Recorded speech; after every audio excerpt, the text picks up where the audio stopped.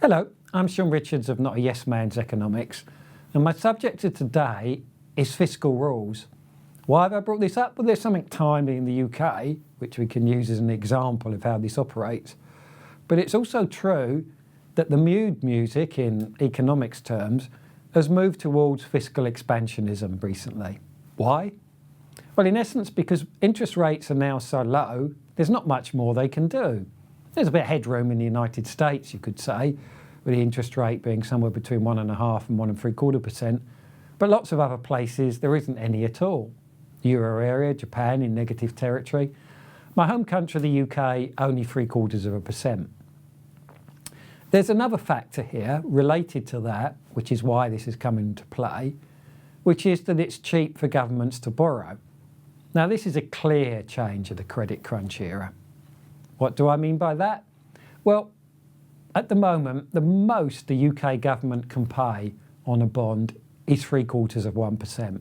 And I do mean that, 0.75%.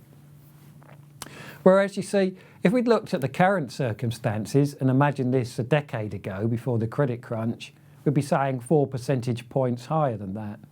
Now, that makes a big difference when you look at some of the numbers. For example, UK has a gilt maturing in about 10 days, around about 30 billion's worth. 4.75% was the coupon. Same thing now, be 0.75%. So these factors feed in, and now that when we come back to the fiscal rules point, well, I've already detonated it a bit by saying the change in bond markets and bond yields, because that's inflated or favoured the figures over time. Next comes the fact that things are very uncertain. People like the idea of a fiscal rule, for example, in the UK, that current spending should be financed by tax revenue. But does anyone really believe that in the first place? And then there's the second issue with economies so variable these days. How can you be certain of anything? And in particular, can you look 1, 2, 3 years out? Well, right at the moment is one of the worst times of all for doing that, in my opinion, because of the coronavirus. We don't know how this will play out. We do know that it's popped up in places you might not have expected, like northern Italy. So you can see things are very unpredictable.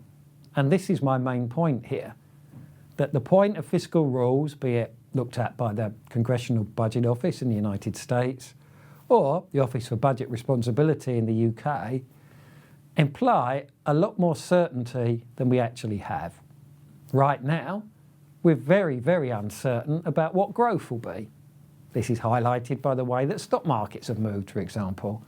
They've had a pretty poor 2 or 3 days in this week. So we don't know how things are going to grow. We don't know how the economy will be. We see in China that whole areas have been in lockdown and out of it, and we're very uncertain what the state of play is. So this brings me back to the point that actually the credit crunch era itself, with its various changes, made fiscal rules, although people want them, even less appropriate. Now we find, with the coronavirus being fed in as well, that we really, even for the rest of 2020, have little idea how this might play out. Already, quite a few economies were weak. Italy, for example, that is also being impacted by the virus, saw its economy shrink at the end of last year. Japan saw it shrink by 1.6%. So this is the one lesson, I think, of economics in these times. Everything is a lot more uncertain than people who try and tell you. Thank you.